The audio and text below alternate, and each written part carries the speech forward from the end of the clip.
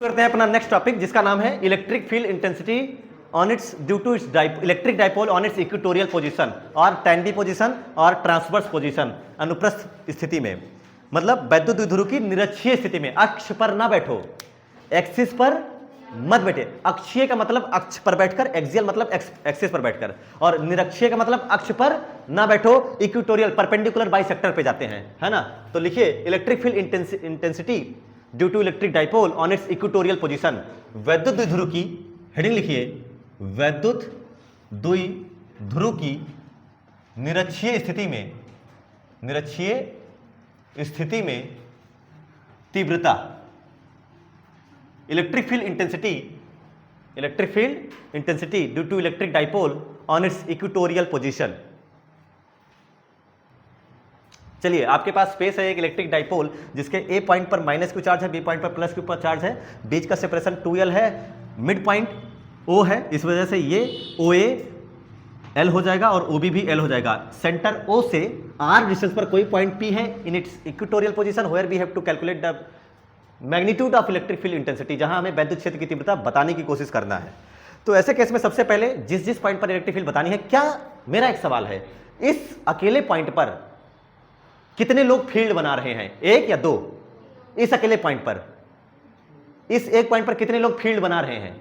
एक चार्ज है या दो चार्ज है? दो चार्ज है। अगर अकेला चार्ज होता तो क्या मैं डायरेक्ट लिख पाता अकेले चार्ज की वजह से फील्ड क्या लिखी जाती है बताइए? इस पॉइंट पर r डिस्टेंस पर अकेले चार्ज की वजह से फील्ड कितनी लिखते हो? E इक्वल टू के क्यू अपॉन आर स्क्वायर। अगर अकेला चार्ज होता है तो डायरेक्ट लिख देते हैं, लेकिन इस बार कितने चार्ज है? दो है, तो उनको देखना पड़ेगा कि कैसे जोड़ें कैसे घटाएं। सदिश वेक्टर क्वांटिटी है, इलेक्ट्रिक फील्ड में डायरेक्शन होती है। तो आइए हम प्लस ए चार्ज की वजह से देखते हैं और फिर प्लस बी चार्ज की वजह से। लेकिन जब प्लस ए चार्ज से देखेंगे तो इसके बीच की दूरी, इस चार्ज से इस पी के बीच की दूरी क्या आर है कि एल है? ए से पी की दूरी, सब लोग ऑब्जर्व करके बताइए, ए से पी की दूरी आर है, एल है या कुछ और है? क्या पहले तो उस पॉइंट पी को ए से जोड़ा जाए? तो आइए जोड़ते हैं इस पॉइंट को। ये सबसे पहले तो हमने वो लाइन मिलाई। अब आप लोग देख कर बताइए कि यहां पर सीखो अगर, तो इस पॉइंट पी पर ये डिस्टेंस कितनी है? कभी आपने एक लंब कोण समकोण त्रिभुज देखा है कभी? राइट एंगल ट्रायंगल का नाम सुना है कभी? समकोण त्रिभुज का नाम। तो अगर ध्यान से देखो तो ये आर है और ये एल है, तो ये कितना होगा? ये कितना होगा? सब लोग बताओ। अरे बेटा, ये 90 डिग्री एंगल है ना? ये परपेंडिकुलर, ये बेस या हाइपोटेन्यूज, कर्ण, लंब, आधार, कर्ण बताना है, हाइपोटेन्यूज बताना है, तो कुछ नहीं करना, under root are square plus L square. ये होता है पाइथागोरस थ्योरम पीजीटी। क्या यही डिस्टेंस सेम इधर भी होगी या कम ज्यादा होगी? एल नजर आया, आर नजर आया, यानी दोनों तरफ डिस्टेंस कैसी है? सेम है, सेम डिस्टेंस दोनों तरफ चल रही है बेटा, है ना। तो यहां भी मैं लिख देता हूं R square plus L square under root. बस आधा से ज्यादा सॉल्व हो चुका है, आपको पता भी नहीं है। अब ध्यान देते हैं कुछ और खास बातों पर। ये पॉइंट पी है आपका, जहां पर आपको इलेक्ट्रिक फील्ड बतानी है। अब इस अकेले पॉइंट पी पर हम लोग ए की वजह से लिखेंगे। परिमाण लिखना जानते हैं ना सब लोग? मैग्नीट्यूड लिखना। अरे मैग्नीट्यूड सबको पता है, परिमाण ये आता है के क्यू। अकेले चार्ज की वजह से आर दूरी पर ये चार्ज है ना, ये चार्ज है, और इस पॉइंट पर इंटेंसिटी पूछा तो क्यू लिख दे और डिवाइड कर दे डिस्टेंस के स्क्वायर से, आर के स्क्वायर से, जो भी बीच में डिस्टेंस देख रहे हो ये हो गया। इस ये आर वो आर अलग अलग चीजें हैं, समझ लेना, नहीं तो आप सोचो कि हम चार्ज से। अच्छा एक सेकेंड, यहां वाला आर और ये वाली डिस्टेंस क्या एक ही जैसी है? नहीं है। चार्ज से पी पॉइंट की डिस्टेंस ही हमारी डिस्टेंस मानी जाती है, और कोई भी डिस्टेंस दी जाए वो हमारे लिए वैलिड नहीं होगी, ये ध्यान रखिएगा। चलो सबसे पहले हम लोग लिखते हैं किसकी वजह से फील्ड? ए की वजह से। इंटेंसिटी एट ड्यू टू ए, ई ए किस पर? पी पर। फार्मूला क्या है? के क्यू अपॉन, बस लिख दो, के है, क्यू है, अपॉन बीच की डिस्टेंस कितनी है? एल है, दिख under root are square plus, यही तो है। और आप उसका भी क्या करेंगे? स्क्वायर। तो under root are square plus L square. और आपको पता है कि हम जो भी होता है के क्यू अपान क्या लगाते हैं? R square. तो जब स्क्वायर का अंडर रूट लगाओ या अंडर रूट का स्क्वायर कर, तो क्या ये खत्म हो जाएगा? क्या आएगा आपके पास? K Q upon are square plus, अच्छा जो हम बता रहे हैं वो वेक्टर है कि स्केलर है? सदिश, सदिश, हाँ जो हम बताने चल रहे हैं इलेक्ट्रिक फील्ड वेक्टर या स्केलर? वेक्टर है ना, यानी केवल मैग्नीट्यूड ही नहीं होगी, क्या डायरेक्शन भी होगा, दिशा भी होगी? दिशा बताने की टेक्निक पता है? दिशा बताने की टेक्निक कैसे बताते हो दिशा? लाइन मत छोड़ो, प्लस है तो दूर बना दो और माइनस है तो पास बना दो। क्या मेरे लिए ए से बता रहे हो ना? अभी अभी यही पढ़ाया था मैंने, ए से बता रहे हो तो लाइन मत छोड़ना, प्लस है या माइनस है? तो क्या इलेक्ट्रिक फील्ड नीचे आएगी या ऊपर जाएगी? नीचे। ये हो गया नीचे, ये है इलेक्ट्रिक फील्ड ड्यू टू ए, ये हो गया इलेक्ट्रिक फील्ड ड्यू टू ए। समझ में आया? बी की वजह से देख, बी की वजह से क्या, बी की वजह से भी चार्ज का मैग्नीट्यूड वही है और डिस्टेंस भी वही है, तो मैग्नीट्यूड दोनों का सेम होगा कि अलग अलग होगा? क्योंकि चार्ज सेम है और डिस्टेंस सेम है, नहीं सेम है? जो डिस्टेंस ये है वही डिस्टेंस ये है, तो क्या यही तुम्हारा EB भी हो जाएगा? डायरेक्शन बताओ, सेम होगी कि अलग अलग होगी? प्लस है, प्लस से पास होती है, प्लस से दूर होती है? प्लस से दूर होती है। लाइन पर या बिना लाइन पर? देखो ये EB है, यही तो EB है बेटा। हाँ? अच्छा सॉरी सॉरी सॉरी, ओके, मतलब तुम लोग तेज हो। क्या ये लाइन के अलॉन्ग जाएगा? प्लस है तो आप बाहर बनाइए, ये है ना, ये क्या ये आपका क्या हो जाएगा? EB। ये समझ में आया? तो EA और EB लिखने का ये जो तरीका मैंने दिखाया आपको, ये समझ में आना चाहिए कि हमें कैसे बताना है। लाइन नहीं छोड़ना है, जो भी चार्ज है, जो भी पॉइंट है, उन दोनों को सिलेक्ट करके रखो, लाइन मत छोड़ो, प्लस है तो दूर बना देना, माइनस है तो अंदर बना देना, इतना काम करना ही करना है। अब ध्यान से अगर आप देखें तो जो जोड़ रहे हो, जो जोड़ने चल रहे हो, क्या आपको थीटा पता है दोनों के बीच का? कोई बता सकता है थीटा कितना है? तुम्हें कैसे पता? थीटा किसी को पता ही नहीं है। ये दोनों भुजाएं भले बराबर है त्रिभुज की, लेकिन ये तो अलग ही है ना। अगर सब सेम डायरेक्शन, सब सेम लेंथ, सबकी लेंथ सेम होती, भुजाएं सब बराबर होती, तो क्या सब 60 60 60 चलता? इस बार नहीं बता सकते आप कितना कोण है, इसलिए हम लोग क्या मान लेते हैं कि ये कितना डिग्री है? थीटा। ये थीटा होगा, ये भुजा बराबर है, तो ये भी कितना डिग्री होगा? चलो नीचे देखो ध्यान से, ये डाइपोल की क्या कहलाती है? ये वाली ऐसे ही इधर भी बन जाएगी, ऊपर बना लिया। दिखा कि नहीं दिखा सबको? अब ध्यान से देखिए एक चीज, बहुत अच्छी सी चीज, एकांतर कोण, अल्टरनेटली इंटरनल एंगल, कभी ना कभी पढ़ा होगा। जेड बने या एन बने, है कि नहीं है? जेड बने या एन बने, क्या कोने कोने वाले कोण बराबर होते हैं? ध्यान से देख, आपको जेड नजर आ रहा होगा, ध्यान से देखना, ये लाइन और ये लाइन, जेड नजर आया? तो ये वाला कोण, कोने कोने वाले कोण बराबर होंगे, यानी अगर ये थीटा है तो ये भी कितना डिग्री होगा? ये समझ आया होगा शायद।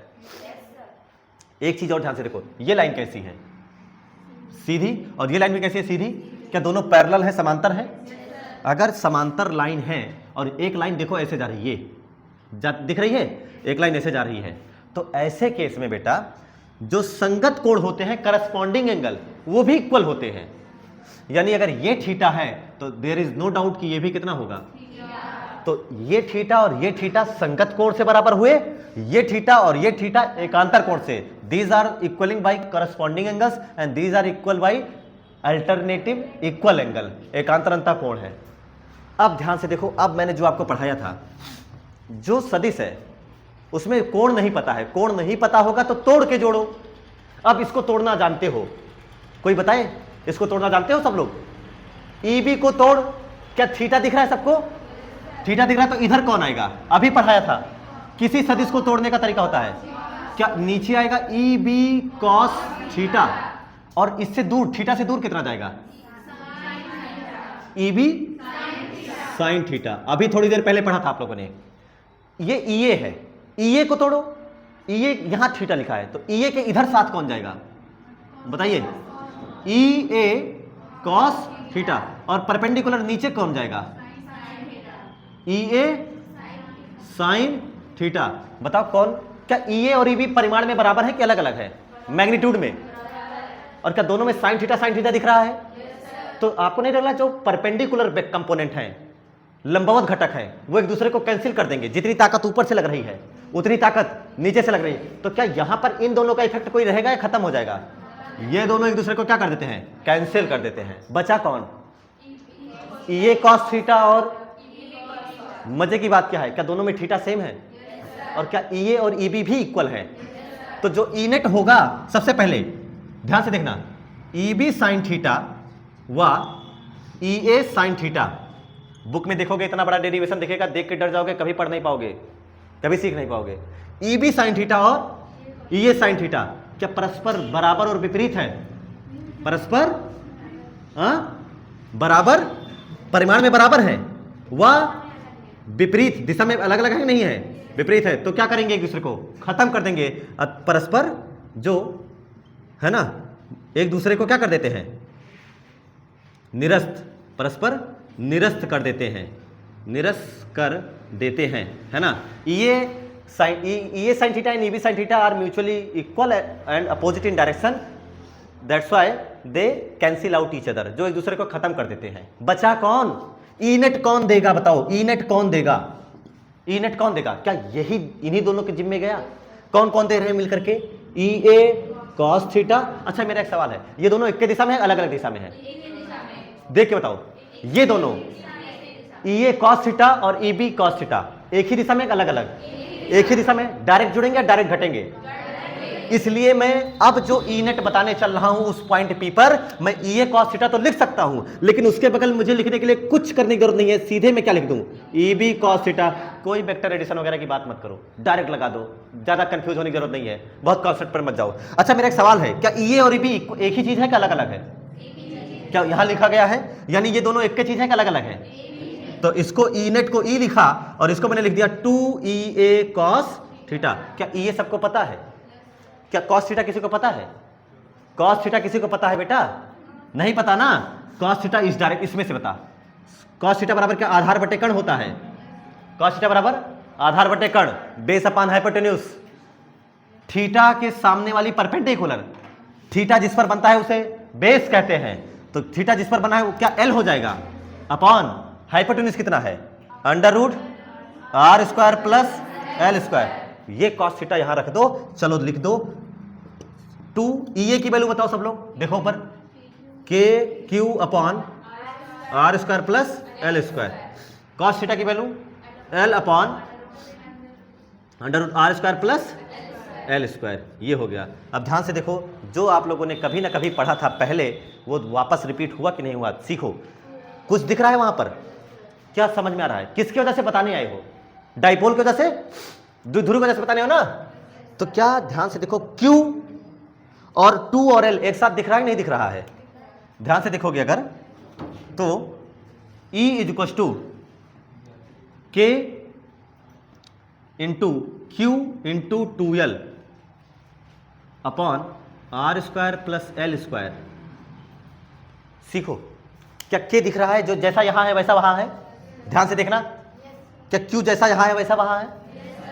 2 और L अलग अलग थे, मैंने एक में मिला करके बना दिया, सही है एकदम? अरे पहले 2L था, उसको LL में तोड़ा था, अब उसको क्या Q इंटू 2L कुछ पढ़ा पढ़ा सा लगता है?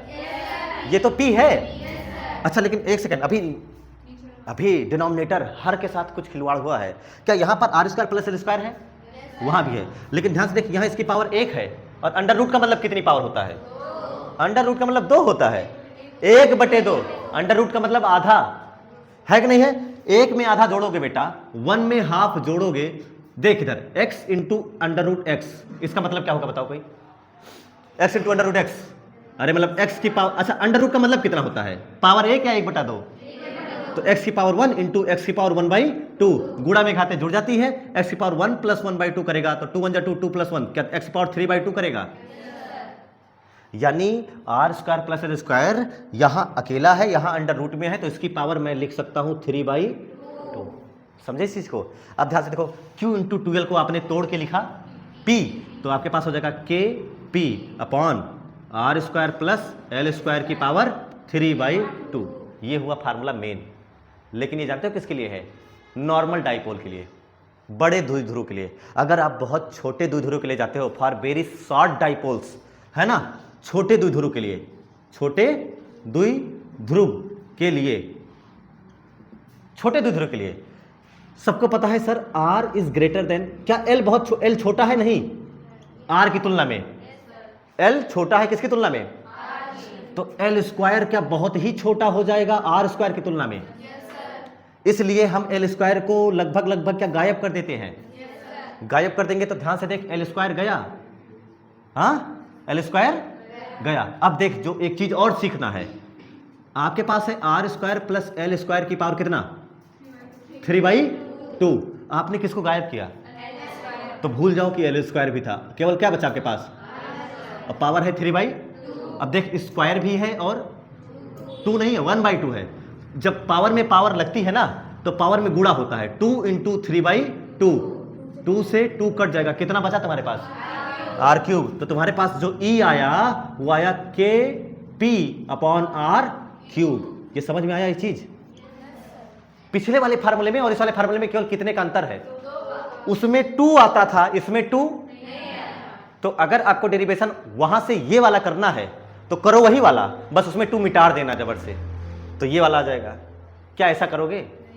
नहीं बेटा, अगर ये वाला आएगा तो ऐसा ही करोगे, नहीं तो रबर से मिटा के सर वही वाला तो आ गया। यूनिट क्या लिखोगे? न्यूटन पर। लेकिन एक सवाल आया कि इसमें डायरेक्शन कहाँ है? सब लोग बताओ, इसमें डायरेक्शन कहाँ है बेटा? इसकी दिशा कहाँ है? उसमें कैसे आई थी? जिधर जा रहा था P उधर ही जा रही थी E, है कि नहीं है? आपका P क्या माइनस से प्लस होता है? तो ये हो गया आपका P। इसमें आपका E नेट किधर है? जिधर P है या P के पीछे है? देख लो, आपकी E नेट किधर है? जिधर P जा रहा है उधर E नेट है, या P के अपोजिट में है, या P के लंबवत है, P के नीचे है, क्या है बता दो। हाँ देख के बताओ सब लोग, E नेट किधर है? जल्दी देख के बताओ, ऑब्जर्व करिए डायग्राम को और आंसर दीजिए। E नेट किधर है? सब लोग बताइए, E नेट किधर है? P तो ऐसे है, P के लंबवत वाले एक दूसरे को खत्म कर दे रहे हैं, तो P के लंबवत हो ही नहीं सकता। तुम्हें ही देखना है E नेट किधर है। अरे जब E नेट निकाल रहे थे, आपने EA cos थीटा और EB cos थीटा को जोड़ा। EA cos थीटा इधर है, EB cos थीटा इधर है, यानी E नेट मेरा इधर ही होगा। ये है E नेट, इधर है, just opposite to the direction of dipole moment, द्विध्रुव P के विपरीत। जिधर होगा P उसके अपोजिट होगा। 180 डिग्री वाला चलता है। नोट्स उतार लीजिए। आगे का टॉपिक देखते हैं। इलेक्ट्रिक फील्ड इंटेंसिटी आपने सीख लिया। क्या सीखा है? एक्सियल पोजीशन पे अगर मान लो मैंने कोई डाइपोल बनाया, ये -q + q है ना, ये इसका क्या कहलाता है? सेंटर। इस पॉइंट पर इंटेंसिटी कितनी आती है? अच्छा, इसे क्या कहते हो? इस यहां वाले पॉइंट को कौन सी स्थिति कहते हो? एक्सियल पोजीशन ना, इसको कहते हो अक्षीय स्थिति। और इस पॉइंट का नाम क्या होता है? निरक्षीय, इक्वेटोरियल, है ना, तो इसका नाम होता है इक्वेटोरियल स्थिति। अब आपको दोनों का फार्मूला पता होना चाहिए। फार्मूला पता है सबको? एक्सियल वाला, अगर ये एक्सियल अच्छे वाला लिखोगे तो 2kp/r³, और ई इक्वेटोरियल अगर आप लिखोगे kp/r³, और डायरेक्शन लेकिन अलग अलग होती है। अब डायरेक्शन पर ध्यान देते हैं, ये ऐसे इधर को होता है और ये वाली इधर को होती है नहीं होती है? तो अगर मैं लिखने की कोशिश करूं EA = EEQ, तो कौन कम है कौन ज्यादा है बताओ? पहली ज्यादा है या दूसरी ज्यादा है? पहली ज्यादा है। दूसरी कम है, तो दूसरी में 2 से गुणा कर दो, बात बराबर हो जाएगी। अगर मैं इधर 2 से गुणा करूं तो क्या इधर भी 2 से गुणा हो जाएगा? और ये अपने आप किसके बराबर हो जाएगा? EA के। सही है ना? तो ये हो गया आपका EA = 2EEQ। अगर दोनों का रेशियो लिया जाएगा, कई बार लिया जाता है, समझे? क्या कौन सा रेशियो पूछा जाता है? E इक्वेटोरियल बटे E एक्सियल। निरक्षीय तीव्रता बटे अक्षीय तीव्रता का अनुपात कितना होता है? तो 1/2। अरे भाई ये यही है, ये इधर जाएगा तो ये इधर भी तो आएगा। तो ये कई बार अनुपात रेशियो पूछ लिया जाता है आपसे। अच्छा, एक बात और पूछी जाती है, EA 2EQ, ये तो केवल मैग्नीट्यूड वाला है। डायरेक्शन की बात करोगे तो दोनों सेम डायरेक्शन में, अपोजिट डायरेक्शन में है।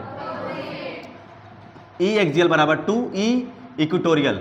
अगर मैं इस पे वेक्टर लगा दूं तो ये सही है, सदिश लगा दिया मैंने, दोनों की तरफ दिशा वाला लगा दिया। क्या दोनों डायरेक्शन एक ही है कि अलग अलग है? देखो, एक अगर ईस्ट में है ना, एक्स एक्सिस पर है, तो दूसरा एक्स डैश में है। एक पॉजिटिव एक्स में है तो दूसरा नेगेटिव एक्स में है, इसलिए आगे क्या लगा दिया गया? नेगेटिव। तो ये करेक्ट रिप्रेजेंटेशन हो जाता है इलेक्ट्रिक डाइपोल की वजह से एक्सिस को एक्सियल पोजीशन में और इक्वेटोरियल पोजीशन में इलेक्ट्रिक फील्ड को रिप्रेजेंट करना। तो ये केवल किसको बता रहा है? परिमाण को ना, केवल मैग्नीट्यूड को दिखाता है। लेकिन ये किसको दिखा रहा है? मैग्नीट्यूड के साथ साथ देखो ऊपर जो आपने ये तीर लगाया, जैसे मानो बल लिखा जाता है, बल कैसी राशि? सदिश, सदिश, वेक्टर, स्केलर, वेक्टर। तो केवल ये नहीं लिखा जाता है। अगर ये लिखा तो परिमाण है केवल, लेकिन अगर ये लगा दिया तो क्या बता देता है? दिशा।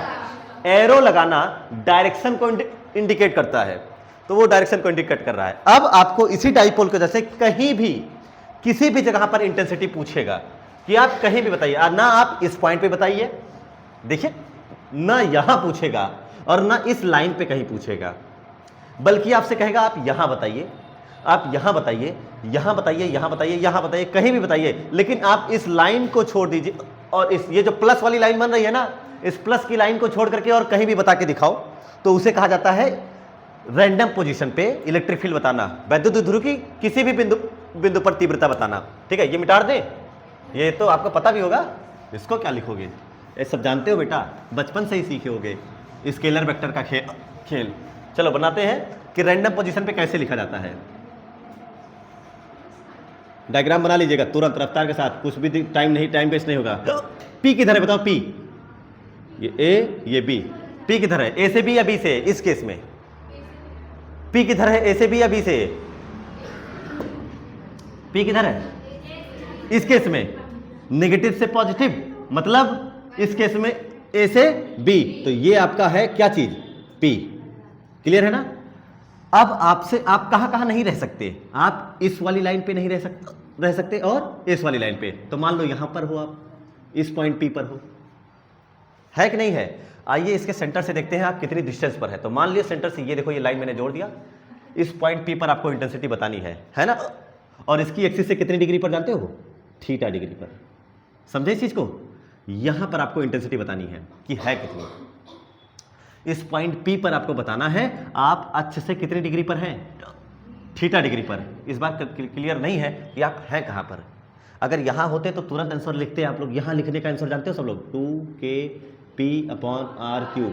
यहां लिखने का आंसर kp/। अब इस बार इन दोनों के बीच वाली जगह पर बताना है ना। यहाँ का पता है, यहाँ का पता है, यहाँ का नहीं पता। यहाँ का पता करने के लिए, लेकिन क्या आपको ये पता है कि ये आपका P है? ये पता है कि नहीं पता है? ये पता है ना? अब ध्यान से देखो, P इस वाली लाइन के साथ कितना डिग्री कोण बना रहा है? थीटा। P इस वाली लाइन के साथ थीटा डिग्री ना। तो इस P को तोड़ो दो हिस्से में तोड़ो, तो इधर वाला हिस्सा क्या जाएगा? P है ऐसे, है ना? इसको इस लाइन पे तोड़ोगे तो इधर वाला हिस्सा का क्या नाम आएगा? P cos theta. कल आपको सिखाया गया था रेजुलेशन ऑफ वेक्टर, थीटा के साथ cos आता है, और जो थीटा से दूर जाएगा परपेंडिकुलर वाली, है ना, तो वो P sin थीटा। अब अगर ध्यान से देखिए तो इसी P को मैंने दो हिस्सों में तोड़ दिया, एक P cos थीटा में, दूसरा P sin थीटा में, और दोनों के बीच में एंगल 90 डिग्री, यहां से यहां के बीच के 90 डिग्री। तभी तो जब दोनों को जोड़ोगे तभी तो P आएगा। √P cos स्क्वायर थीटा करोगे, है ना, और √P sin थीटा का होल स्क्वायर करोगे तो अपने आप वो आ जाएगा। अब अगर ध्यान से देखो तो P cos थीटा के किस पॉइंट पर है? P cos थीटा के क्या सीधे पर है? P cos थीटा के सीधे पर है, हेड ऑन पोजीशन पे है। और P sin थीटा के कैसे है? क्या P sin थीटा के क्या इक्वेटोरियल पोजीशन पर है? P sin थीटा ऐसे है ना, और इसकी क्या निरक्षीय स्थिति में है? और P cos थीटा की अक्षीय एक्सियल पोजीशन में है कि नहीं है? तो हम लोग लिखते हैं किसके वजह से? P पर इंटेंसिटी किसकी वजह से? P cos थीटा की वजह से और P sin थीटा की वजह से। क्या लिखते हैं सब लोग? इंटेंसिटी E ड्यू टू किसके कारण? P cos थीटा अच्छी स्थिति में गिना जाएगा, P cos थीटा की वजह से निरक्षीय स्थिति में, axial equatorial. P cos theta की वजह से एक्सियल में गिना जाएगा, इक्वेटोरियल, अच्छी निरक्षीय। P cos थीटा के क्या सीधे में पड़ रहा है? तो अक्षीय गिना जाएगा। कैसा गिना जाएगा? अक्षीय, यानी ब्रैकेट में लिखा जाएगा एक्सियल पोजीशन। Axial position. अब आप क्या लिखोगे बताओ? इसको मैं लिख देता हूं E1, इसको मैं E1 लिख देता हूं। आप लोग लिखेंगे 2kp या P cos थीटा? 2kp/r³ चलता है। P लिखोगे, P cos थीटा लिखोगे, P sin थीटा लिखोगे? बेटा यहाँ cos थीटा लिखा है, कहां से तुम उल्टा भागोगे? /r³, ये डिस्टेंस तुम्हारी r है। चलो E ड्यू टू लिखो, due to P sin theta, इसको क्या काउंट करोगे, अच्छे निरक्षीय, ये ऐसे है ना, ये ऐसे है, और इसके देखो परपेंडिकुलर बाइसेक्टर पे वाला पॉइंट रखा है, तो ये हो जाएगा E due to P sine theta, क्या लिखोगे, इक्वेटोरियल, ये निरक्षीय स्थिति में काउंट होगा, है ना। और ऐसे मैंने E2 लिखता हूं मैं इसको, अब बताओ क्या लिखोगे, 2 आएगा कि नहीं आएगा, के पी साइन थीटा अपॉन, दोनों एक दूसरे से कितने डिग्री पर है, 90, अरे तभी तो तोड़ पाए। कोई सदिश ऐसे रहता है, ये देखो f लिखा है, ये थीटा, तो आप इसको लिखते हो f cos थीटा, और इसको क्या लिखते हो, f sin थीटा। जब इनको दोनों को जोड़ते हो कितना डिग्री एंगल लगा के, 90 डिग्री। तो कुछ नहीं करते, केवल पाइथागोरस थ्योरम, लंब स्क्वायर प्लस आधार स्क्वायर, तभी तो आता है कर्ण का स्क्वायर। आता नहीं आता है, हाइपोटेन्यूज निकालने का तरीका क्या होता है, under root perpendicular square plus base square, यानी इसका स्क्वायर का, इसका स्क्वायर और इसका स्क्वायर दोनों को अगर जोड़ दोगे तो क्या आ जाएगा, f आ जाएगा।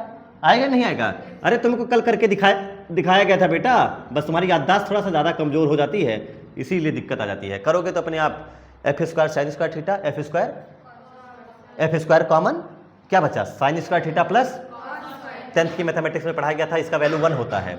चलो ई नेट बताते हैं, ई नेट क्या आएगा, under root E1 square plus, यही तो है ना फार्मूला, तो मैं लिख देता हूँ direct, E1 square plus E2 square. अब बताइए, मैं ई नेट को ई लिख देता हूँ, अंडर रूट E1 कितना है, 2kp अपॉन, अच्छा कॉस थीटा भी है, अपॉन इसका स्क्वायर प्लस ये देखो kp sine theta upon R cube, इसका होल स्क्वायर, जो कॉमन है वो कॉमन, अच्छा स्क्वायर करने के बाद कॉमन करना, दिखने में बड़ा लगता है बट है नहीं, घबराइएगा नहीं।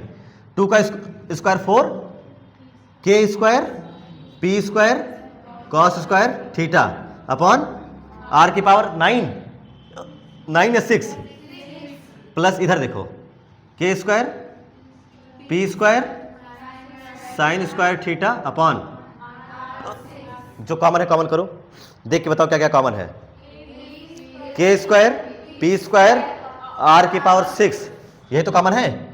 तो अंडर रूट के अंदर ही k square p square r की पावर 6, अंदर बचा 4, आगे बोलो, cos square theta plus sign square theta. Sign square theta को कॉस स्क्वायर थीटा में लिखना चाहोगे तो कैसे लिखोगे, हाँ एक सरसनका पढ़ी थी कभी ना कभी, sine square theta plus cos square theta equal to 1। अगर मैं यहां से साइन स्क्वायर थीटा बराबर पूछूं तो आप लोग क्या बता सकते हो, 1 माइनस, वही तो यहां रखना है। जब वही चीज यहां रखोगे तो आपको खुद ही, आपको क्या मिल जाएगा, ध्यान से देखो वहां पर क्या मिलने वाला है, आपके पास लिखा है वहां पर 4 कॉस लिखा है, 4 कॉस स्क्वायर थीटा प्लस क्या लिखा है, साइन स्क्वायर थीटा, और साइन स्क्वायर थीटा को क्या लिख सकते हो, 1 माइनस कॉस स्क्वायर थीटा। आपको नहीं लग रहा है ये दोनों घट जाना चाहिए, क्या आएगा घट के, हाँ 2 आएगा, अच्छा 4 में से 1 घट रहा है, हाँ ये 1 घट रहा है, 4 में से ये 1 घट रहा है, पगले हो तुम लोग, 4 में से ये घटेगा, कॉस है इसके साथ, तो कितना आएगा, 3 cos square theta plus 1 minus 1 plus 1, सोच लो -1 भी होता होगा। तो यहां पर मैं लिख सकता हूं आगे 3 कॉस स्क्वायर थीटा लिख सकते हैं। अरे बताओ बेटा, आप लोग इतना कंफ्यूज क्यों रहते हैं। अच्छा यहां से क्या बाहर आ सकता है, के स्क्वायर से बाहर कौन आएगा, के, पी स्क्वायर से बाहर कौन आएगा, आर की पावर 6, यहां से बाहर कौन आएगा, आर की पावर 3। सब कुछ सही करवाए हो ना तुम लोग, कुछ गड़बड़ तो नहीं करवाए हो, चलो बहुत अच्छा है। ध्यान से देखिएगा, ध्यान से, आपने बताया E इक्वल टू के स्क्वायर से बाहर आया के, पी स्क्वायर से बाहर आया पी, और नीचे आया आर की पावर 6 से बाहर आया आर की पावर 3, अंदर बच रहा है अंडर रूट में 3 कॉस स्क्वायर प्लस 1 या -1 प्लस 1, ये हो गया किसी भी जगह पर इंटेंसिटी। ये क्या हो गया, किसी भी जगह पर इंटेंसिटी बतानी हो तो आप ये फार्मूला लगाएंगे, आपका आंसर आ जाएगा। अब आप सोच रहे होंगे कि कैसे कैसे, तो देखिए ध्यान से, यहीं से मैं प्रूफ कर देता हूं यहां वाला फार्मूला, यहीं से प्रूफ कर, इसी फार्मूले से प्रूफ करूंगा यहां वाला, अभी देखना अपने आप ही निकल के आएगा, और इसी फार्मूले से प्रूफ करूंगा यहां वाला फार्मूला जो आप लिख के बैठे हो, ये भी आएगा। दोनों दिखाते हैं, देखने की कोशिश करिए। सबसे पहले एक्सियल वाला देखते हैं, अच्छी स्थिति वाला। थीटा बोलो अच्छी स्थिति में कितना हो जाएगा। ये थीटा अगर ये पॉइंट ऐसे ऐसे ऐसे करके यहां पहुंच जाएगा तभी तो अच्छी स्थिति आएगी। तो थीटा बढ़ेगा घटेगा, जैसे जैसे पॉइंट नीचे आएगा थीटा बढ़ेगा घटेगा, और जब यहां पहुंच जाएगा तो थीटा कितना हो जाएगा, हाँ यहां पहुंच जाएगा थीटा कितना हो जाएगा बेटा, अरे घटते घटते एकदम चिपक नहीं जाएगा, तो थीटा 0, cos 0 का वैल्यू 1, सॉरी sin 0 का वैल्यू 0 होता है, तो cos 0 का वैल्यू क्या हो जाएगा 3 इंटू 1 3 प्लस 1 √4 की वैल्यू क्या 2 बाहर आएगा, बन गया केवल 2 kp/r3, वही बन गया। तो थीटा इक्वल टू 0 डिग्री, तो इसकी वैल्यू है ना cos थीटा की वैल्यू 1 हो जाएगा, अरे cos 0 की वैल्यू 1 आएगा ना, तो 3 1 जा 3 प्लस 1 4 अपने आप हो जाएगा, तो ये सीधे वही आएगा। अच्छा इक्वेटोरियल के लिए बताओ, निरक्षीय स्थिति में थीटा कितना डिग्री हो जाएगा, हाँ ये यहां पर है ना, निरक्षीय स्थिति में क्या पूरा पूरा उठ के 90 डिग्री हो जाएगा, cos 90 का वैल्यू 0, 3 इंटू 0 0 प्लस 1 0 प्लस 1 0 1 √1 की वैल्यू 1, यही तो आएगा। यानी इस फार्मूले से हम दोनों बता सकते हैं, हमें ये याद रहना जरूरी है ना, थीटा 90 डिग्री, सब कुछ हो गया, अब नोट कर सकते हैं। चलिए देखते हैं torque on a dipole in electric field. एक समान वैद्युत क्षेत्र में यूनिफॉर्म इलेक्ट्रिक फील्ड है, उसमें जो कि पैरेलल्स होती हैं, उसमें एक डाइपोल रखा गया है किसी एंगल थीटा पर, फील्ड की डायरेक्शन से थीटा पर, तो इस पर कितना टॉर्क लगेगा ये बताना है। टॉर्क लगने से पहले हम चेक करते हैं इस पर फोर्स कितना लग रहा है, ये चेक कर लेते हैं। तो सबसे पहले क्योंकि टॉर्क में क्या आता है फार्मूला, RF sin थीटा होता है नहीं होता है, होता है, तो R तो ठीक है चेक कर लेंगे डिस्टेंस वगैरह, लेकिन सबसे पहले क्या पता होना चाहिए, F तो पता होना चाहिए, किस पे F लग कितना रहा है। अब जरा ध्यान से देखो, तो ये है इलेक्ट्रिक फील्ड जो कि उधर जा रही है, उधर जा रही मतलब उधर कौन सा चार्ज है, इस साइड कौन सा चार्ज है, पॉजिटिव या नेगेटिव, देख के बताओ, इस साइड कौन सा चार्ज है, इस साइड राइट साइड में कौन सा चार्ज है, क्या फील्ड लाइन पॉजिटिव से निकल के नेगेटिव की तरफ जाती है, जा तो उधर रही है मतलब इधर नेगेटिव है, तुम लोग बता रहे थे पॉजिटिव है, और इधर कौन सी है पॉजिटिव, मतलब इधर पॉजिटिव से निकल रही है, और नेगेटिव अरे प्लस से निकलती हैं माइनस की तरफ जाती हैं, तो इधर कौन सी फील्ड लाइंस है। अच्छा तुम इधर चार्ज देख रहे हो पॉजिटिव पॉजिटिव, बेटा ये मैं फील्ड लाइंस पूछ रहा हूँ कि इस साइड मतलब कौन सा चार्ज है, ठीक है, तो इधर है नेगेटिव चार्ज, तभी तो इधर जा रही है सब। अच्छा ध्यान से देखो, अगर इधर नेगेटिव चार्ज है तो इस पॉजिटिव को खींचेगा या दूर ढकेलेगा, खींचेगा अपनी तरफ, बहुत अच्छा। अच्छा ये वाली फील्ड लाइंस इलेक्ट्रिक फील्ड, अगर ध्यान से देखो ये प्लस क्यू है, क्लियर है, क्या इससे फील्ड लाइंस ऐसे निकल रही नहीं निकल रही है, और यहाँ रास्ते में प्लस क्यू आ गया, Q0, ये पास आएगा दूर जाएगा, क्या ये भी दूर जाएगा, तो ये फील्ड लाइंस पॉजिटिव इस चार्ज पे फोर्स लगाएंगे या नहीं लगाएंगी, ये फील्ड लाइंस इस प्लस के ऊपर फोर्स लगाएंगे नहीं लगाएंगे। तुम लोगों का आंसर ऐसा रहता है जो साला पूरी फिजिक्स से हटके ही होता है, कह रहे लगाएंगे ही नहीं फोर्स। फील्ड लाइंस क्या काम करती हैं, चार्ज को एक्सीलरेशन देती हैं, आवेश को तोड़ देती हैं, इस पर फोर्स लगाएंगे या नहीं लगाएंगे। अरे भाई आप लोगों ने कई सारे न्यूमेरिकल्स लगाए हैं, आपने कहा था कि कोई फील्ड है ना, इलेक्ट्रिक फील्ड है, यहां पर मान लेते हैं इस पॉइंट पर 20 न्यूटन पर कूलाम, और अगर यहां पर आपने 5 कूलाम का आवेश रख दिया तो इस पर कितना फोर्स लगेगा, तो आपने तुरंत सॉल्व करके बताया था कि सर फोर्स बराबर QE लगता है, Q है 5, E है 20, 100 न्यूटन का फोर्स लगेगा, तुरंत बताते थे। तो अगर फील्ड है और उसमें चार्ज रख दिया गया तो उस पर फोर्स लगेगा ही लगेगा।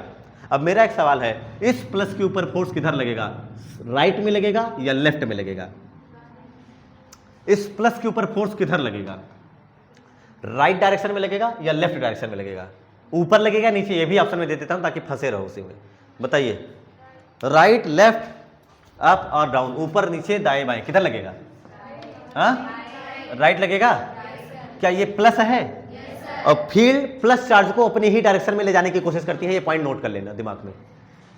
इलेक्ट्रिक जिधर जाती है इलेक्ट्रिक फील्ड लाइंस, जिधर जाती है इलेक्ट्रिक फील्ड उधर ही दौड़ता है पॉजिटिव चार्ज, बस इतनी बात याद रखना। जिधर वैद्युत क्षेत्र रेखाएं जाती हैं उधर ही कौन जाता है, पॉजिटिव चार्ज। अब अगर ये पॉजिटिव चार्ज है तो उधर ही कौन दौड़ेगा, हाँ पॉजिटिव, अरे फील्ड लाइंस ऐसे जा रही है तो उधर ही कौन दौड़ता चला जाएगा, पॉजिटिव चार्ज। और अगर ये नेगेटिव चार्ज होगा, ध्यान सुनना, अगर ये नेगेटिव, ये फील्ड लाइंस है, ये नेगेटिव चार्ज होगा, अब बताओ ये उधर ही जाएगा या अपोजिट जाएगा, अपोजिट इसलिए जाएगा क्योंकि हो सकता है फील्ड लाइंस किससे निकलती है, प्लस या माइनस से, तो यहाँ प्लस है और किधर जा रही है, माइनस की तरफ, तो ये माइनस किधर, क्या ये माइनस इसको ढकेलेगा और ये प्लस इसको खींचेगा, तो अपने आप इधर ही आएगा। यानी प्लस भागता है फील्ड की डायरेक्शन में। प्लस चार्ज किधर जाता है, जिधर जा रही है फील्ड उधर जाएगा प्लस, और नेगेटिव किधर जाता है, फील्ड के अपोजिट जाता है। यानी इस QE, इस Q पर क्या QE फोर्स इधर लगेगा राइट साइड को, और इस माइनस के ऊपर क्या इधर वाला माइनस इस माइनस को ढकेलेगा, क्या इधर लगेगा। इक्वल फोर्स लग रहा है कि अनइक्वल, अनइक्वल। बता तो रहा हूं तुम लोगों का आंसर ऐसा होता है जब फिजिक्स से बाहर होता है ना। वही हाल है बेटा, छोटे बच्चों वाला आंसर देते हो आप लोग, उनसे जो उनको जो बाद में ऑप्शन देते हैं वो वही वाला बता देते हैं। बुरे हैं कि अच्छे, तो अच्छे, अच्छे हैं कि बुरे, तो बुरे। लास्ट वाला ऑप्शन मैंने कहा इक्वल अनइक्वल, इधर भी क्यू ई कैसा है, ई एक समान है तो ई दोनों में सेम है। डाइपोल है तो क्यू दोनों में सेम है, तो दोनों फोर्स इक्वल है कि अनइक्वल है। तो ये F1 लिख देता हूं अगर मैं इसको F1 और इधर F2 लिखता हूं, तो क्या F1 and F2 are equal है कि नहीं है। तो बताओ चलेगा कि नहीं चलेगा, चलेगा मतलब स्थानांतरित गति करेगा कि नहीं करेगा, but opposite in direction, opposite in, तो एक दूसरे को कैंसिल कर देंगे बेटा, एक दूसरे को क्या कर देंगे, कैंसिल कर देंगे जितना फोर्स। इसलिए इसमें स्थानांतरित गति नहीं होगी कि ये खिसक करके इधर चले या खिसक करके इधर चले, इसमें स्थानांतरित गति पॉसिबल नहीं है। तो एफ नेट कितना हो गया इस पर, 0, यानी कोई नो ट्रांसलेशनल मोशन, कोई स्थानांतरित गति नहीं होगी, है ना, स्थानांतरीय गति नहीं होगी, लेकिन कोई ट्रांसलेशनल मोशन नहीं होगी। भाई नेट फोर्स 0 है, अगर नेट फोर्स 0 नहीं होता तभी कोई ऑब्जेक्ट चलता है। कोई ऑब्जेक्ट कब गिरता है, उठता है, चलता है, कब होता है ऐसा, कब पॉसिबल है, जब उसके ऊपर नेट फोर्स 0 ना हो। अगर उस पर लगने वाला नेट फोर्स 0 होगा तो वो चलेगा, अवस्था में परिवर्तन आएगा, नहीं होगा ना। मैंने आपको बताया था, आप लोगों को शायद याद होगा कि जब तक आपने बुक बंद करके रखी है, नोट्स बंद करके रखा है, तब तक वो ओपन नहीं होगी जब तक आप फोर्स लगा के उसे ओपन नहीं करेंगे। यही है पहला लॉ। अगर नेट फोर्स 0 है, आपने कोई फोर्स ही नहीं लगाया अपनी बुक पर, रील्स देखते हो ना, नहीं देखते हो, देखते, अरे जरूर देखते होगे, तो जब तक आप अंगूठे से स्क्रॉल नहीं करोगे, फोर्स नहीं लगाओगे बेटा, दूसरी नहीं आएगी। फोर्स क्लियर हुआ, जो स्टेट में चेंज कर देता है या करने की कोशिश कर।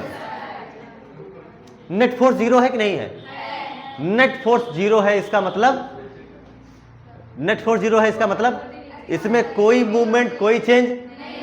लेकिन एक सवाल ये आता है कि क्या नेट टॉर्क भी 0 है, सवाल ये भी आता है क्या नेट टॉर्क भी 0 है। तो चेक करते हैं, बट द एक्शन लाइंस, दोनों बल की क्रिया रेखाएं, action lines of both forces, of both force are same या डिफरेंट। दोनों की क्रिया रेखाएं एक ही हैं क्या अलग अलग, दोनों की क्रिया रेखाएं, क्या ये वाला इस लाइन पे काम कर रहा है और ये वाला इस लाइन पे काम कर, क्या दोनों की एक्शन लाइन डिफरेंट है, तब मूव कर सकता है। अगर दोनों की एक्शन लाइन एक ही होगी तब मूव।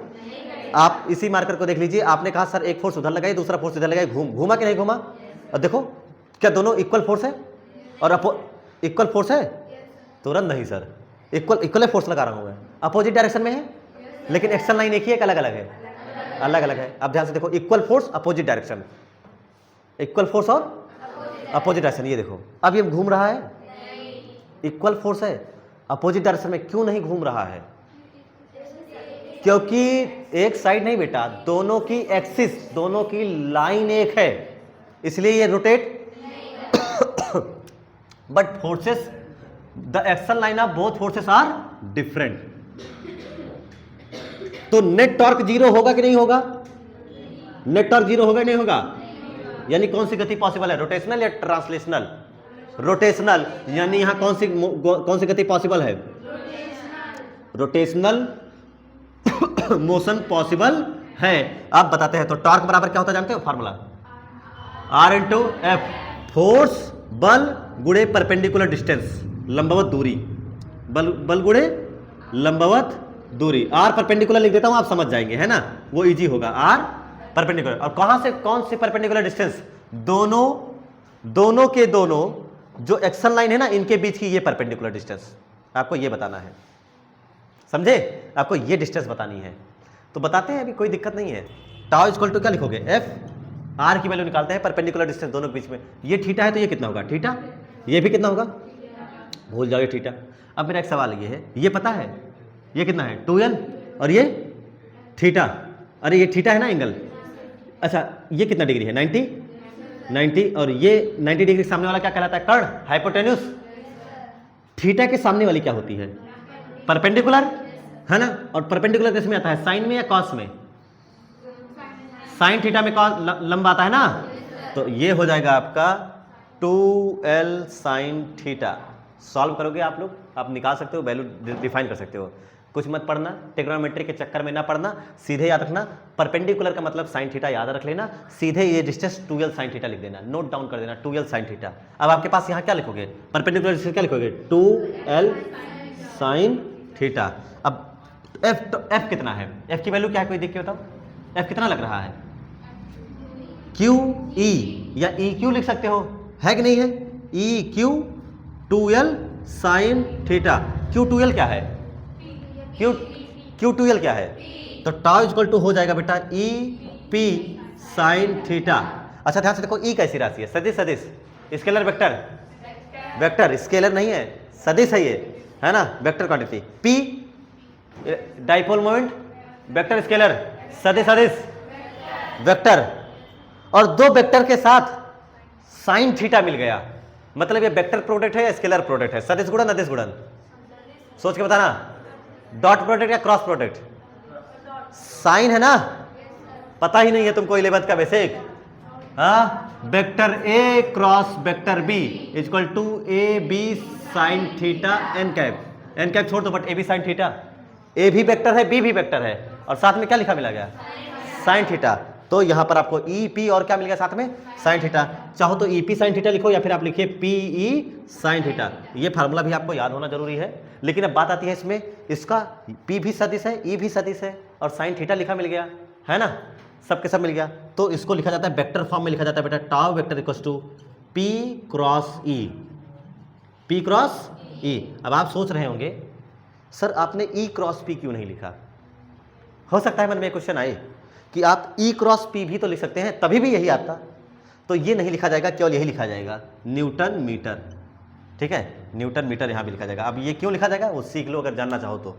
पी क्रॉस ही करोगे तो पी किधर है इस समय, डाइपोल मोमेंट, क्या पी ऊपर के है निगेटिव से पॉजिटिव की तरफ, ये पी हो गया, और ई सामने है, ई कहाँ है, तो पी क्रॉस ई, टॉर्क कहाँ जा रहा है, इनवर्ड, पी क्रॉस ई क्या सामने है ना, पी ऐसे है ऊपर और ई सामने है, तो पी क्रॉस ई टॉर्क कहाँ जा रहा है, इनवर्ड।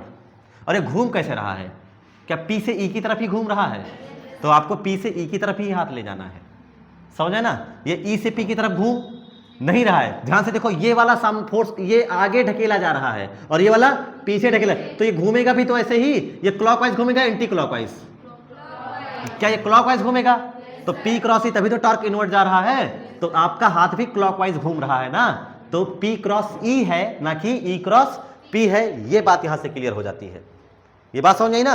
और ये कब तक घूमेगा, जब तक इलेक्ट्रिक फील्ड इसको अपने समान वाली दिशा में पी को ई की दिशा में ना ले आए, तब तक इस पर टॉर्क लगता रहेगा, नोट कर लीजिए इतना, ठीक है। ये आपका टॉपिक अभी थोड़ा सा इसमें बचा है फिलहाल, उसको हम आगे कंटिन्यू करते हैं। इसके अगले का आगे का टॉपिक, टाउ बराबर फार्मूला क्या होता है, पी ई साइन थीटा, ये पढ़े थे कल आप लोग। अच्छा इसमें एक चीज आपने पढ़ा था, इसका सदिश रूप पढ़ा था, वेक्टर फॉर्म, ई क्रॉस पी या P cross E, P cross, अच्छा पी बोलो तो पी में ई अपने आप छिपा हुआ है, पी जब बोल रहे हो तो पी में अपने आप ई, पी ऐसे लिख नहीं रहे, पी तो पा और ई अपने आप छिपा हुआ, तो पी ई ना बोलना, ई पी ना बोलना, तो पी ई साइन थीटा तो हो जाएगा P cross E sine theta, है ना। अब आपने पढ़ा होगा 11th का, A cross B equal to A B sine theta, इनके डायरेक्शन वगैरह आते हैं, आपको डायरेक्शन नहीं बताना है, आपकी इस यहाँ के न्यूमेरिकल्स में आपको डायरेक्शन बताना ही नहीं है, मजे में आराम से निकल जाएगा, कोई दिक्कत नहीं है। तो ये देखो A B sine theta, A B sine theta, इसलिए मैंने क्या लिख दिया, ए क्रॉस बी, ये हो जाता है वेक्टर फॉर्म। इसका यूनिट क्या आता है बेटा, न्यूटन मीटर, यही वर्क का भी यूनिट होता है, डायमेंशनल फार्मूला दोनों का सेम रहेगा, है ना, बट वर्क के लिए जूल लिखते हैं, इसके लिए जूल नहीं लिखते, अच्छा, अब इसमें कुछ खास खास बातें, ये टॉर्क डिपेंड किस पे करेगा, उन 2-3 बातों को आइए ध्यान से देखते हैं, है ना, कि टॉर्क का मतलब किससे किससे है। बताइए, आप लोग खुद ही देख करके बताइए टॉर्क का मतलब किससे किससे है। कौन होगा तो टॉर्क होगा, कौन नहीं होगा तो टॉर्क नहीं होगा। हाँ बताइए, ये थीटा डिग्री पर रखा हुआ है। चलो ध्यान से देखिए सब लोग, सोचो अगर डाइपोल ही ना हो तो टॉर्क लगेगा, डाइपोल पर ही तो टॉर्क बताने आए हो, यानी क्यू का होना जरूरी है, तो क्यू तो रहेगा ही। मतलब डाइपोल होने का मतलब P बराबर Q इंटू 2L, क्यू भी होना 2L होना जरूरी है, यानी P तो होगा ही होगा। और P की दिशा किधर है, ऊपर है या नीचे है, देखियो तो P की दिशा किधर है, ऊपर है नीचे है।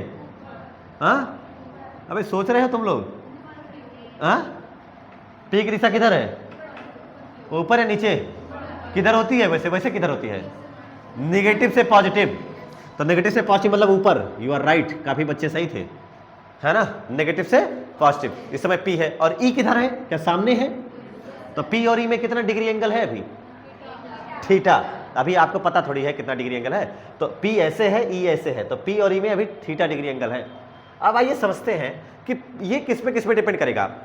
सबसे पहली बात, जब आप कोई डाइपोल ले लेते हो, कंसिडर कर लेते हो -Q + Q 2L, तो क्या चीज फिक्स हो जाता है, P फिक्स हो जाएगा कि नहीं फिक्स हो जाएगा, क्योंकि P बराबर होता क्या है, Q।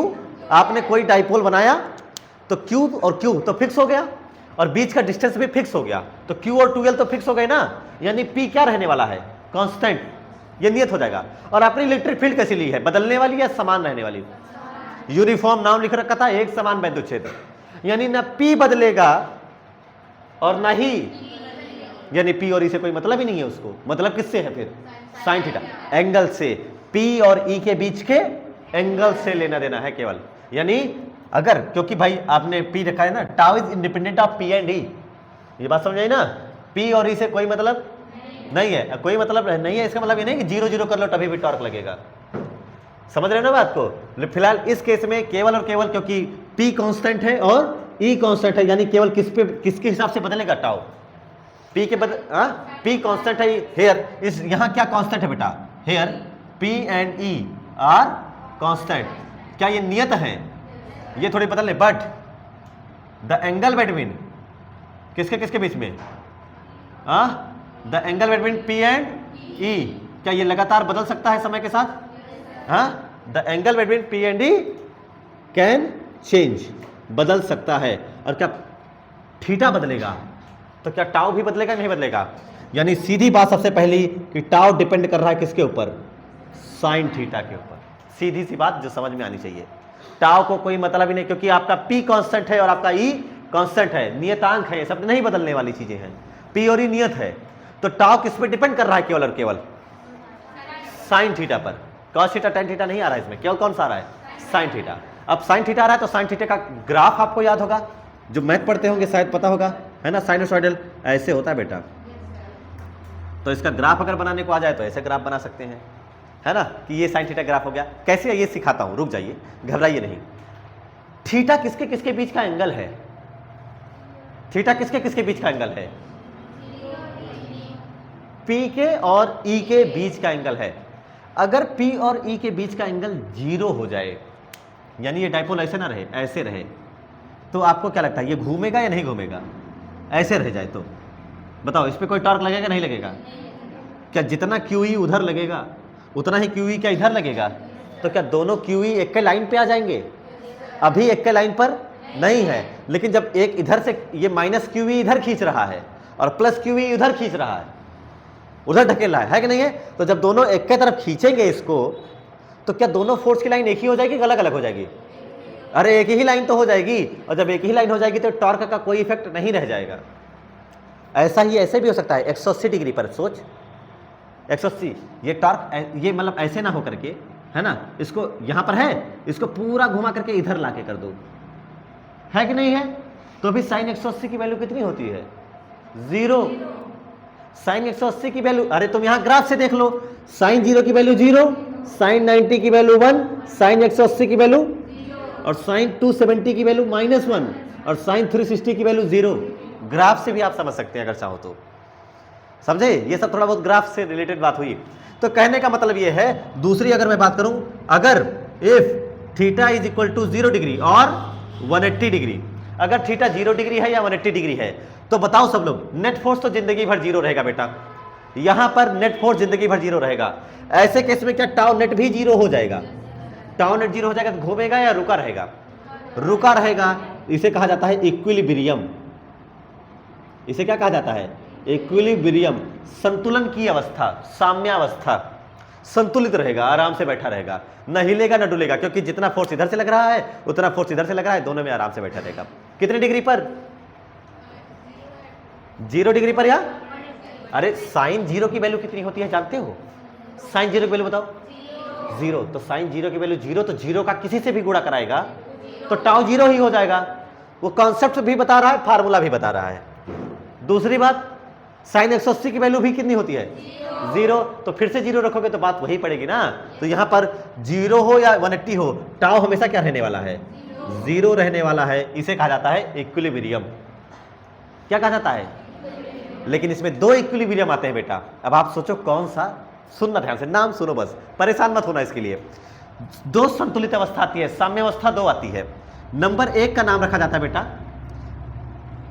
स्टेबल, और नंबर 2 होता है अनस्टेबल। अब मैं आपके सामने ऑप्शन रख रहा हूं, आप लोग समझ के बताइएगा कौन सा स्टेबल होगा, कौन सा अनस्टेबल होगा, अपने कॉमन सेंस से बताइएगा।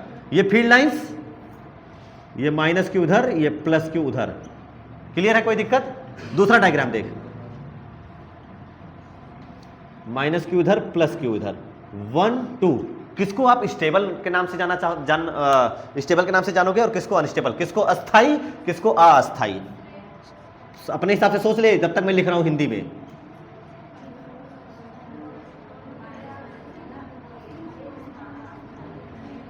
जल्दी सोचो।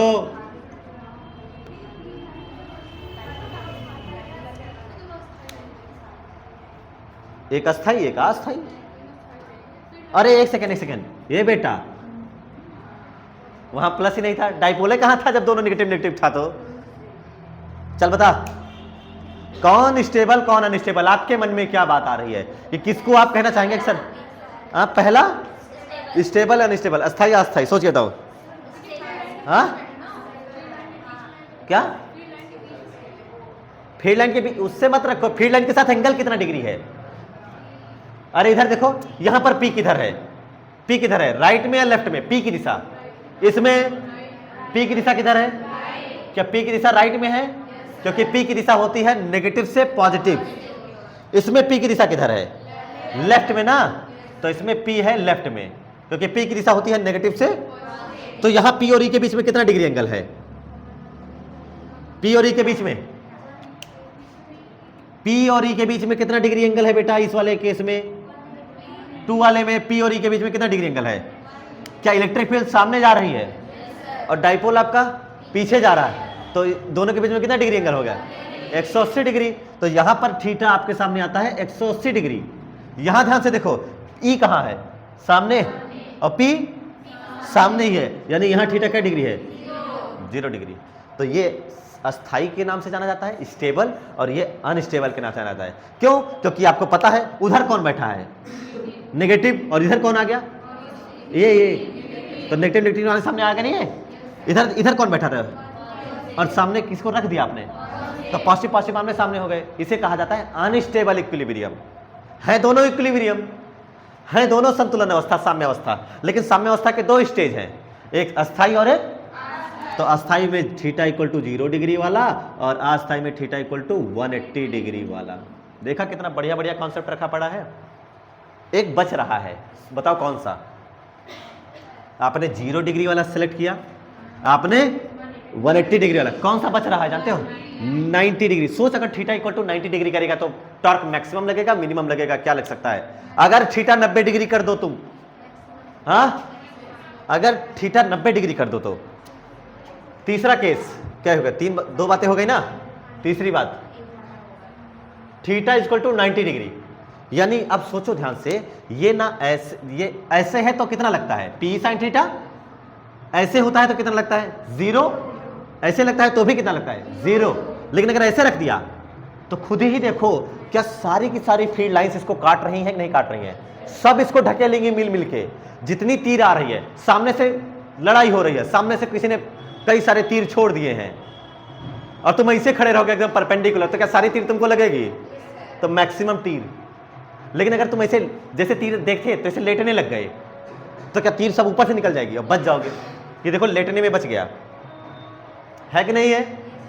लेकिन अगर तुम बेटा सामने एटीट्यूड दिखाने लग गए तीर को, तो वो तुम्हारे ऊपर टॉर्क लगाएगी नहीं लगाएगी? लगाएगी। कितना लगाएगी बेटा? साइन 90 टॉर्क लगाएगी। साइन 90 वैल्यू 1, तो tau equal to PE sine theta. तो क्या हो जाएगा तुम्हारे पास? पीई, और इसी को कहा जाता है टाउ मैक्सिमम। उतार लो ये बात।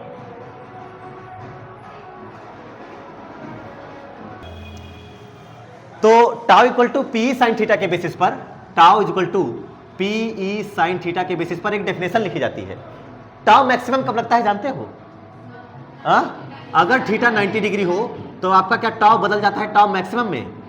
कितना हो जाता है? केवल पी ई। कितना हो जाता है? P E. अच्छा, यहां से अगर मैं कहूं कि P इज इक्वल टू हो जाएगा तो क्या आप लोग हो टाउ मैक्सिमम अपॉन ई।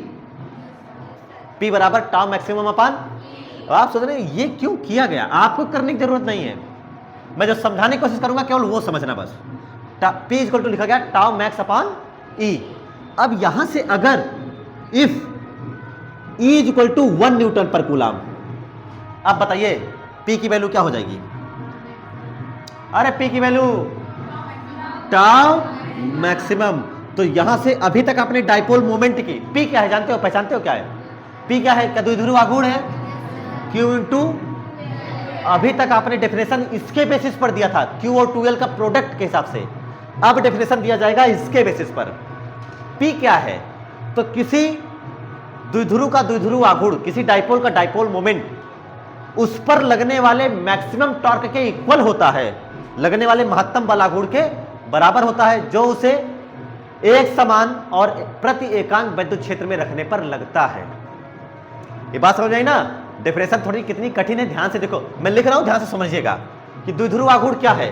किसी द्विध्रुव का, देखिएगा, किसी द्विध्रुव का द्विध्रुव आघूर्ण, द्विध्रुव आघूर्ण उस किसके बलाघूर्ण के, उस बलाघूर्ण के, अरे बलाघूर्ण के महत्तम मान के बराबर होता है, महत्तम मान के बराबर होता है, जो उसे प्रति एकांक एक समान विद्युत क्षेत्र में रखने पर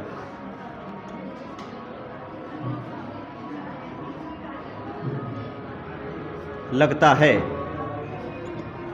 यह डेफिनेशन है, देखो और समझो। आइए देखते हैं ये क्वेश्चन जो आपके सामने लिखा हुआ है।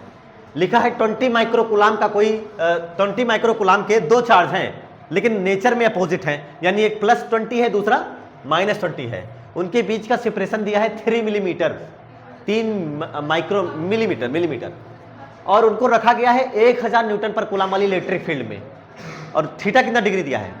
30 डिग्री पर। कहने का मतलब है ये कोई फील्ड होगी, ऐसी तो होगी, और ये कोई डाइपोल रखा है कितने डिग्री पर? 30 डिग्री पर। ये -Q, ये आपका +Q। एकदम क्लियर है डायग्राम? इलेक्ट्रिक फील्ड कितनी दी गई है? 1000 न्यूटन पर कूलाम। ये कितना है? -Q कितना है पता है? -20 माइक्रोकूलाम। ये +Q पता है कितना है? 20 माइक्रोकूलाम। बीच का सेपरेशन पता है कितना है? 3 मिलीमीटर। सारी चीजें क्लियर हो गया? क्या डायग्राम जो दिया था कुछ छूट गया? 1000 newton per coulomb, 30 degree, 3 millimetre distance, -20 microcoulomb, +20 microcoulomb. Clear है सब? देखो जो उन्होंने वहां बताया था उसको हमने डायग्राम में बना लिया। अब डायग्राम बना लिया तो हमें क्या फार्मूला पता है? क्या पूछा इन्होंने? पूछा क्या है? टॉर्क पूछा है। टाउ बराबर क्वेश्चन मार्क। टाउ का फार्मूला पता है सबको? PE theta. थीटा पता है तुम्हें? 30 डिग्री। अब मेरा एक सवाल है, sin 30 की वैल्यू जानते हो 1/2। E का वैल्यू पता है? 10 पावर 3 मतलब 1000। ई पता है डायरेक्ट, देखो वहां लिखा है ई बराबर 1000। पी पता है किसी को? कहीं पी नजर आ रहा है? कहीं पी यहां कहीं दिया है डायरेक्ट? पी नहीं दिया ना, तो पहला काम क्या करोगे? पी पता करोगे। अब पी बराबर क्या होता है जानते हो? Q into 12। अब अगर आपने इतना सीख लिया है कि जो पहले ना पता हो, मेन तो ये पता करना था, लेकिन जब यही नहीं पता है तो पहले ये पता करो, फिर न्यूमेरिकल लगने लग जाएगा। तो और वो तभी पता कर पाओगे ना जब पी का भी फार्मूला पता होगा। मान लो तुमने रट लिया tau equal to P sine theta लगेगा, बट तुम्हें पी का फार्मूला ही नहीं पता है, तो कहां बैठे रहोगे? फिर गलती हो जाएगा तुमसे। तो पी बराबर Q इंटू 12। क्यू कितना है? 20 माइक्रो कूलाम। 20 into 10⁻⁻6 coulomb. मैं फिर से लिख दे रहा हूं बच्चों, माइक्रो का मतलब 10⁻⁻⁶, मिली का मतलब 10⁻⁻³ और सेंटी का मतलब 10⁻⁻²। पढ़ा होगा आपने? हाँ, नहीं पढ़ा है क्या? तुम लोग ऐसे चौंकते हो तो फिर डर लगता है मुझे कि तुम मैंने पढ़ाया नहीं क्या। 20 इंटू 10⁻⁻6 12। 2 इंटू एल कितना है? 2 नहीं रहेगा, मतलब तुम्हें याद हो चुका है ये सब। 12 की वैल्यू है 3 मिलीमीटर। मिलीमीटर का मतलब सॉल्व करोगे क्या आएगा? -6 -3 -9 20 या 60 60 इंटू 10⁻⁻9। चाहो तो यही रख लो, फिलहाल यही रख ले, कोई दिक्कत नहीं है। चलो रखो 60 इंटू 10⁻⁻, इंटू ये बोलो ई कितना है? 10 पावर साइन 30 का वैल्यू 1/2। 2 से कटेगा, ये कितना हो जाएगा? 30 आएगा। -9 और +3 -6, और ये +1 है या -1 है? तब तो ये 3 और 1 4 हो गया। अरे 10⁻3 और 10⁻1 10⁻4 हो गया, और 9 में से 4 गया +5 या -5? 3 इंटू 10⁻⁻5 न्यूटन मीटर। इतना आसान सवाल। न्यूमेरिकल लगाने की फिजिक्स में एक ही तरीका है बेटा।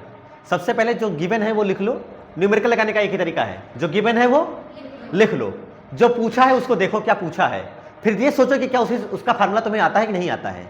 अगर फार्मूला नहीं आता तो सबसे पहले आपको फार्मूले पर पकड़ बनानी पड़ेगी, और फार्मूला लिख लेने के बाद आप ये करो, फार्मूला लिखने के बाद हो सकता है डायरेक्ट फार्मूले से ही सवाल लग जाए, और कई बार ऐसा होता है डायरेक्ट फार्मूले से सवाल नहीं लेता है। इसलिए पहले ये ढूंढो कि क्या क्या मिसिंग है। हो सकता है ई पता था, ये पता हो, यही ना पता हो, तो और तुम्हें ये निकालना है। आफ्टर ऑल तो यही बताने आए थे ना, क्वेश्चन मार्क तो यही है, मेन तो यही टारगेट था, क्वेश्चन ने यही पूछा था तुमसे ये। लेकिन हो सकता है इस सवाल में क्या मिसिंग था? पी। तो हो सकता है तुम्हें पहले ये पता करना पड़ जाए। तो पूरा सवाल पढ़ने के बाद, एनालिसिस करने के बाद आपको सोचना चाहिए कि हमें क्या पूछा है। ये पूछा है लेकिन हमें यही नहीं पता, तो पहले ये पता कर पाओगे नहीं क्या? उससे पहले हमें वो पता करना है कि जो उसके एलिमेंट है, तो पहले इस पे गोला बना लो, और पहले यूज गोला मेथड, और गोला मेथड से पहले वो गोला पता कर और फिर उसके लाकर यहाँ रख दो। ये होता है न्यूमेरिकल लगाने का तरीका। फार्मूला याद होना चाहिए। बच्चे जब मेरे पास आते हैं पूछते हैं कि सर मुझसे न्यूमेरिकल नहीं लगते, तो मैं इनसे एक ही क्वेश्चन पूछता हूँ, क्या आपको उस लेसन के सारे फार्मूले याद हैं? जब वो कहते हैं नो सर, तो मैं कहता हूँ चलो जाओ यहाँ से।